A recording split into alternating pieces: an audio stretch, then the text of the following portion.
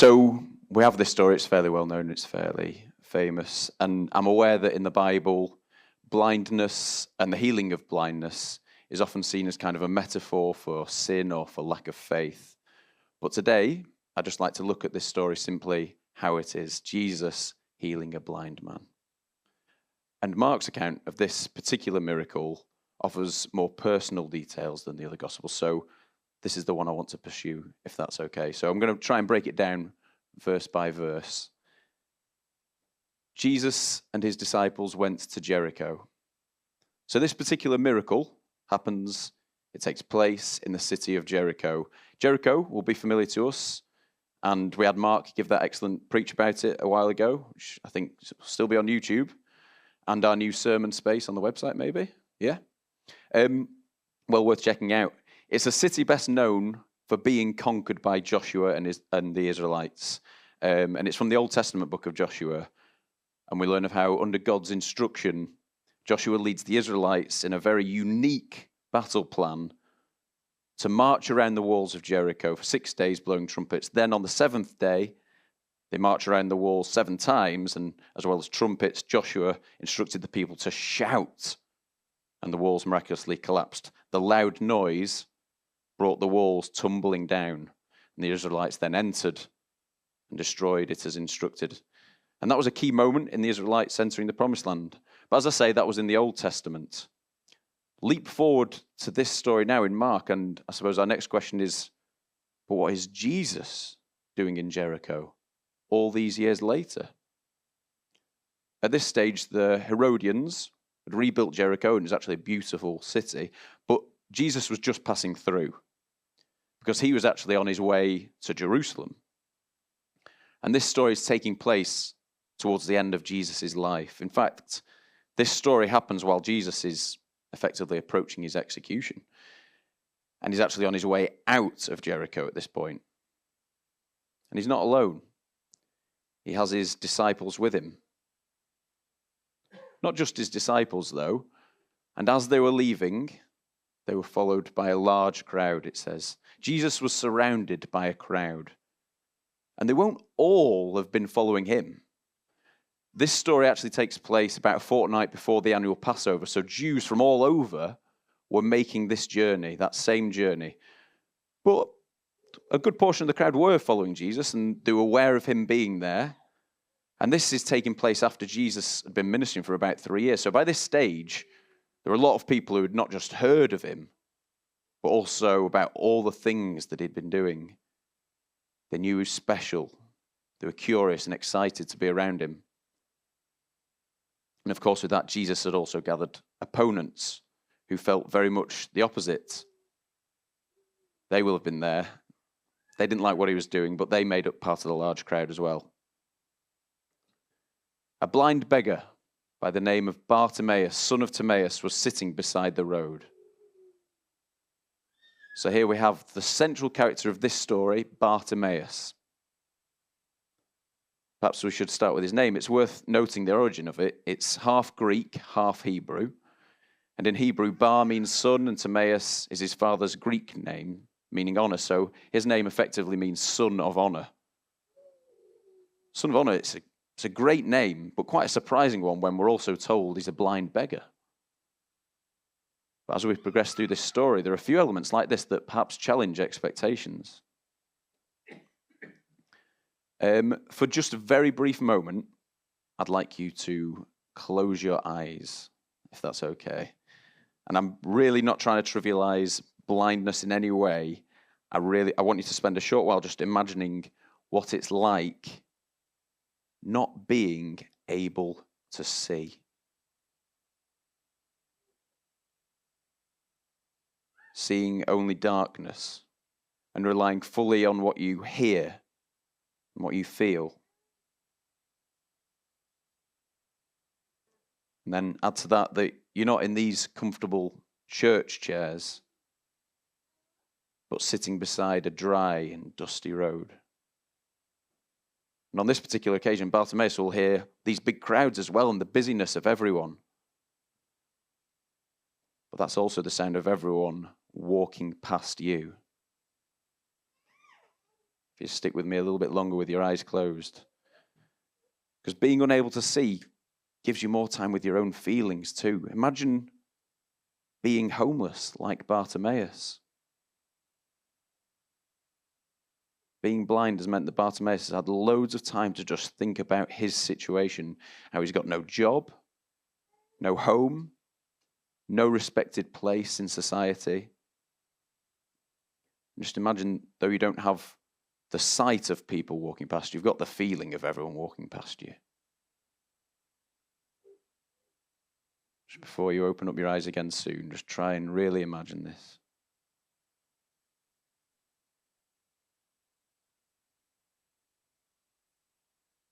Maybe it speaks to you today in a different way, and you don't actually have to be blind to know how this feels, to feel like you don't belong, to not feel valued, or to feel unseen, I don't know.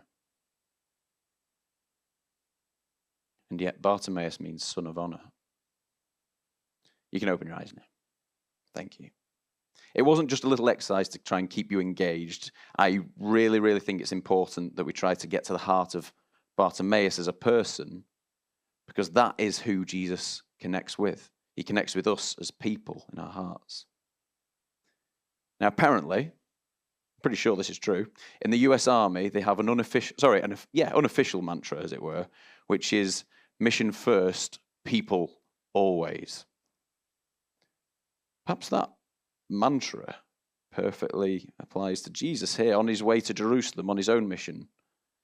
Yet, mission first, people always. And when we say people, please remember I'm not just talking about people in the Bible. That's us. It's you. It's everybody else. Anyway, on with the stories. There's a lot to examine.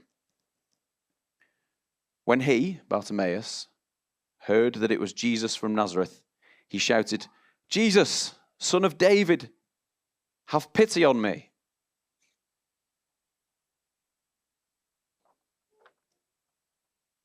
Bartimaeus knows of Jesus. The stuff Jesus had been doing in the 3 years leading up to this particular moment had obviously spread. And though blind, Jesus' name had found a place in Bartimaeus' heart. And I even wonder if, having heard all about Jesus and the things that he'd been doing, I wonder if Bartimaeus had also dreamt of this moment of Jesus coming this way. Because he had a need, and if he had heard about Jesus having already healed the blind at this stage, which he had, or any other miracle, he perhaps hoped and dreamed of Jesus coming to him. But even so, for a man so marginalized by society and given no reason to hope, that would perhaps be seen as a pipe dream, as we call them. But however much of an unrealistic dream it might have been, it didn't affect Bartimaeus' absolute, firm belief in Jesus and who Jesus was, whether he got to meet him or not. As we see from the second part of that verse, when he heard that it was Jesus from Nazareth, he shouted, "Jesus, son of David, have pity on me." Now first, he shouted. Of course, one of the main reasons for this was simply wanting to be heard in a really, really busy, noisy crowd. But there's definitely more that we can get from this. If Bartimaeus has this long-lasting desire to be healed, then this is his moment. And he's not prepared to miss it. He spent perhaps his whole life in these pitiful circumstances, outcast, no sense of belonging, and unable to make a living for himself. This is his moment to change all that. To put it plainly, Bartimaeus wants it. He really wants it. He's prepared to shout.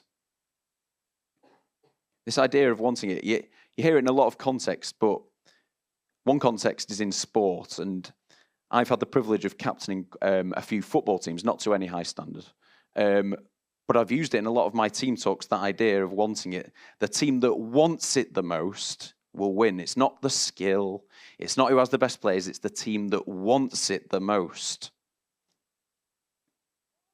Bartimaeus wants it.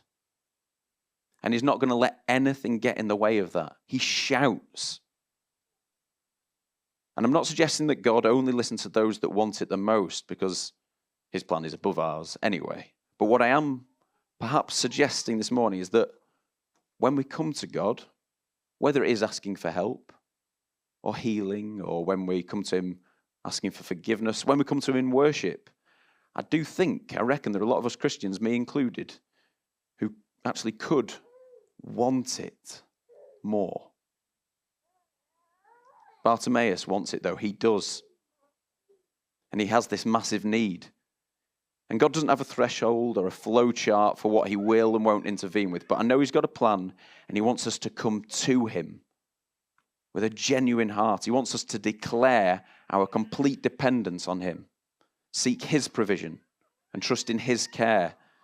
Matthew 21:22, whatever you ask in prayer, you will receive if you have faith. Bartimaeus does. And what's one sign of Bartimaeus' faith in this passage? How about the way he addresses Jesus? He doesn't just call him Jesus, not Jesus of Nazareth either. In fact, at the time, there will have been other past and present prophets known by their first name and perhaps the town that they came from. So in that respect, that title of Jesus of Nazareth is fairly generic for the time. So no, Bartimaeus makes his belief completely clear who Jesus is when he calls him Son of David. If we hop back to 2 Samuel very briefly in the Old Testament, we learn more about this title, Son of David. Jesus was a descendant of King David from the Old Testament, approximately 1,000 years earlier. And the genealogy in the first book of Matthew makes that clear. And when we see Son of David, David had other sons, but for Jesus, it's got a capital S in Son. It was a title. It was a messianic term. Back in 2 Samuel 7:11-16, God promises King David that one of his sons will be the Messiah. So from that moment, the people of Israel became familiar with this title and have based complete hope in this promise. That's the verse there. Those verses from 2 Samuel. If I just focus on it, I'll raise up your offspring to succeed you, your own flesh and blood. I will establish his kingdom. He is the one who will build a house for my name, and I will establish the throne of his kingdom forever.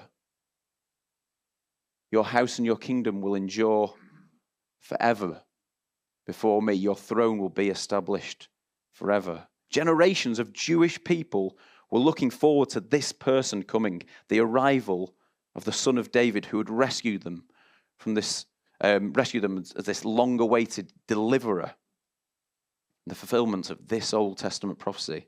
In fact, in Mark's accounts particularly, several of those that were healed by Jesus addressed him as the Son of David. This title of honor they give him was their way of declaring their absolute faith in him. But also in shouting this, Bartimaeus doesn't just put all his faith in Jesus. He puts himself out there. Amongst that huge crowd, as I said before, make no mistake, there were plenty of people who knew about Jesus and they didn't like it one bit. The Pharisees were already rattled by him, plotting to get rid of him. So in shouting this out, Bartimaeus is pinning his colours to the mast. He's picking his side without fear of the consequence at all. He's not bothered about the abuse that he'll receive. So he doesn't just want Jesus. He is publicly declaring Jesus is the Messiah, the Son of David. Many people told the man to stop, but he shouted even louder, Son of David, have pity on me. It's got to make us wonder how brave and unashamed we are to proclaim our utter dependency on Jesus. And I could, I suppose, even argue that maybe I would benefit from being blind, because on some occasions I'm so affected by what other people will think and how they'll look at me that it limits me. I don't know. And if we briefly go back to what we already know about Jericho as well, back in the Old Testament, there is an interesting comparison here to be made by shouting loudly to bring down the walls. Whereas Joshua and his army brought down physical walls, perhaps Bartimaeus is bringing down more metaphoric walls here with his shouts. An outcast can meet the Son of David. Jesus stopped and said, call him over. Jesus stopped. Very simple phrase, but goodness me, that is powerful.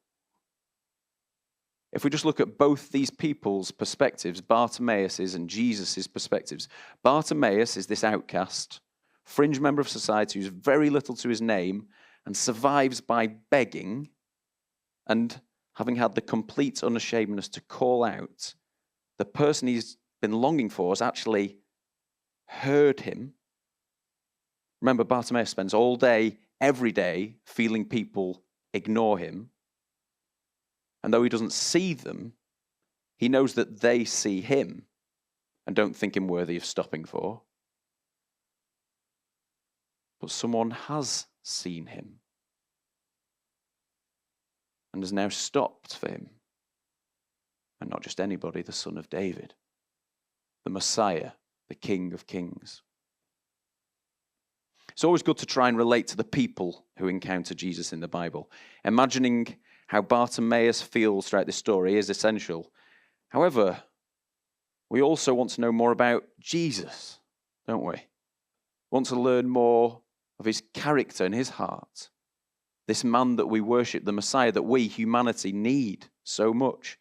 What does this tell us about Jesus? He cares about people. He cares about our needs. He hears us. And he stops for us. And what about how Jesus is feeling at this moment? We've got to remember that Jesus, in this moment, was on his way to Jerusalem, knowing what was ahead for him, the horrible treatment he was about to receive by humanity. If I were about to face that same brutal treatment, the crucifixion, I would be absolutely in my own head, my own thoughts, consumed with injustice, anger, complete fear, anxiety, sadness. And now perhaps Jesus is experiencing some of those things, but they don't stop him completing his mission. He knows what's ahead of him, and yet he stops for this person. Mission first, people always. Mission first, people always. And he would do the same for you and me. And in fact, there are dozens of people in this room who he has actually done that for, and perhaps on numerous occasions. How can we not want to know more about this guy, this man, to get closer to this man? How can we not want to have a deeper relationship with the Messiah, the Son of David, who will stop for us? They called out to the blind man and said, "Don't be afraid, come on, he's calling for you." The man threw off his coat as he jumped up and ran to Jesus. Having told him to stop shouting, members of the crowd are now acknowledging Bartimaeus and beckoning him over. But I love that second part. Not only does it capture Bartimaeus' joy that he's been seen, acknowledged, and is now about to meet the Son of David, but to me, I love this portrayal of a person. He's just so likable. And we all love an underdog story. And first of all, the picture of Bartimaeus throwing off his coat is amazing. Pure adrenaline and enthusiasm. And then this is the embodiment of wanting it. Jumping up. And I'm sorry for making another reference to sport, but when we think of like celebrating a goal or celebrating a win, when you're in a stadium or in your living room or whatever, we think it looks something like this, but it doesn't actually. When our team wins, I think we stand up, cheer, clap. Jumping up, actually coming off the ground. That is pure joy and excitement. I love it. It's amazing. Jesus asked, "What do you want me to do for you?" And though he knows our innermost desires and what's best for us, Jesus still puts the responsibility on Bartimaeus to declare it, to demonstrate that he wants it. He wants to hear from Bartimaeus' mouth and know from his heart what he needs. The blind man answered, Master, I want to see. And it's very much to the point. He doesn't come up with any convoluted way of asking. He exclaims he wants to see. And then again, look at that salutation, Master. Jesus told him, you may go. Your eyes are healed because of your faith. Just like that healed. There are a few things I want to focus on here. Firstly, when compared to the other occasion when Jesus healed a blind person, there are some differences.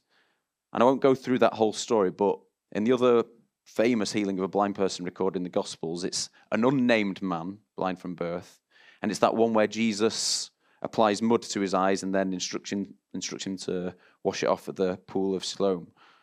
Now, not only is that one a much more private venue, Jesus also tries to ensure not to cause too much of a scene. And when people ask that newly healed man where Jesus is, the man isn't actually sure. With Bartimaeus' story, however, not only are we given his name in Mark's Gospel, but it takes place in a way more public area. Jesus is at the stage, approaching the end of his time on earth, where he wants to allow more people to see this miracle now.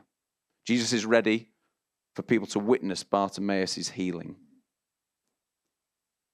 The first healing of the blind man took place when Jesus needs to keep a low profile, to keep fulfilling his mission.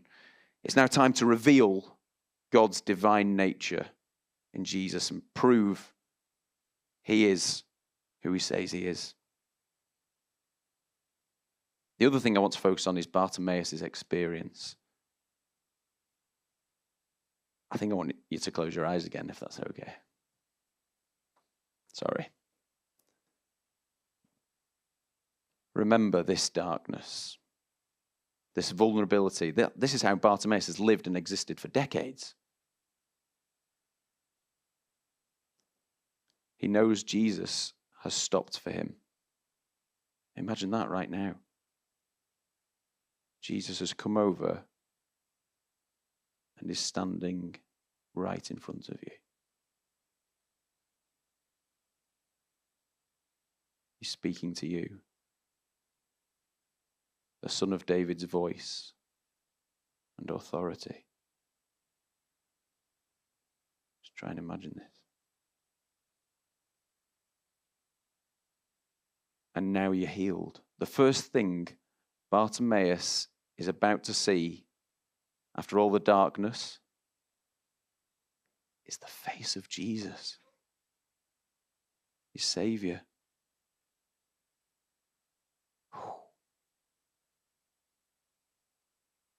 And maybe we can't simply imagine how that will feel, but remember, there will come a day for us when we step out of darkness, as it were, and we will come face to face with Jesus, the Son of David, the Master, the one who stops for us when we need him, the one who died for us. And like Mark mentioned before, his face shining upon us, experiencing his joy. Just imagine this for a moment longer. What an utterly unbelievable feeling for Bartimaeus. And what a feeling we can look forward to ourselves. I think if I felt and thought about this story for long enough, and this moment could get quite tearful at how beautiful and remarkable it is.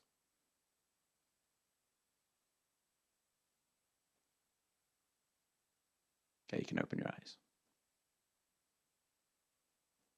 And why was it that he was healed? Because Jesus did provide a reason. He says, your eyes are healed because of your faith. It's a fairly short exchange of words, and it's also incredibly concise. Of all the things we've discussed and all the things you may have thought when you heard this story, let's just rule out any misconceptions about why Bartimaeus was healed. He wasn't healed because he was blind. He wasn't healed because he was a beggar. He wasn't healed because he was marginalized. He wasn't healed because his name meant son of honor. He wasn't healed because he threw off his coat and did that great jump for joy. And he wasn't healed because Jesus loved him more than anyone else. The only reason provided in this story is that he had faith. Is that not great news for us? It really can be any of us. There are no conditions, no requirements on our state of living. It comes down to faith and faith alone. Now, initially, this is really exciting because, we can apply it to ourselves. Because I'm guessing by the fact that you're here listening to this sermon that you're somewhere with your faith. So it could very well apply to us. Brilliant. But let's not always make the stories from the Bible only about us. Can we hear today's story and maybe relate it to a friend of ours who needs Jesus and his healing touch? Because remember, for us as well, mission first, people always. People. Whoever that friend of yours is, it would be their faith that makes the difference. And it would have to be their own personal faith, not on your behalf.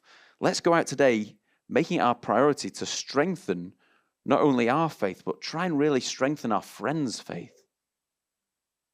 Like Bartimaeus, let us be so faith-filled that we're prepared to shout for Jesus.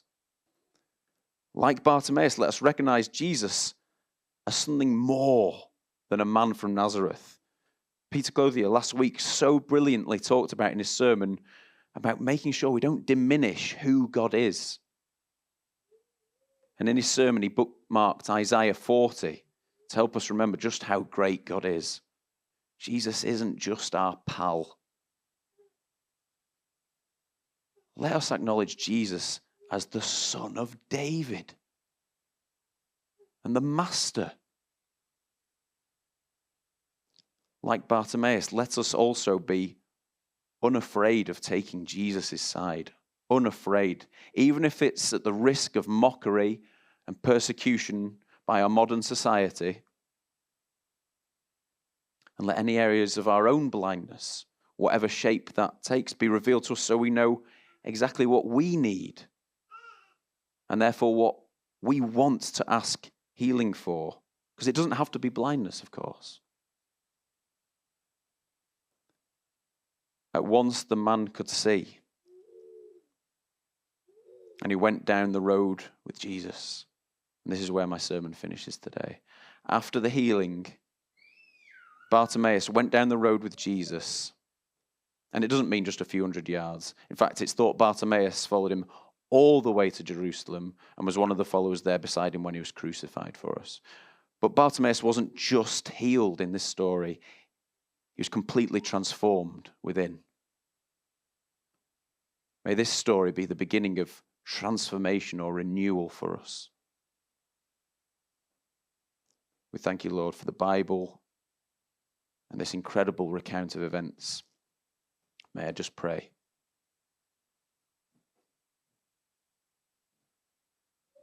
Lord, sorry if we lose sight of your transformative power, if we diminish who you are and what you can do. Help us to remember and put at the forefront that you are the Son of David, you are the Master. When we come to you in need, when we come to you in prayer, you are the Son of David, the King of Kings. We thank you so much for this story and all the things that we can learn from it. And there's way more beyond what I've spoken about today that you want to speak to us about using this story. We thank you so much for it. We thank you for Bartimaeus. We thank you that he's in this story. We thank you for his example of faith that we can learn from and be inspired by. And we thank you for you, Jesus. The things you do in this story, we thank you that you'll do them for us. Your actions, Lord, of stopping for us, hearing us, coming to us, listening to us. Thank you that you did it for Bartimaeus and you will do it for us. And just as Matthew 21:22 says, Whatever you ask in prayer, you will receive if you have faith, like Bartimaeus. Help us to remember all the things you can do and want to do for us. And when we come to you praying, help us to remember others. We pray for Maureen. Be with her right now. And when it comes to us, help us identify our needs, whatever they are. Help us to want you more. And help us just to come to you in all circumstances, in all situations, however comfortable or uncomfortable we might feel. Help us to shout for you. Amen.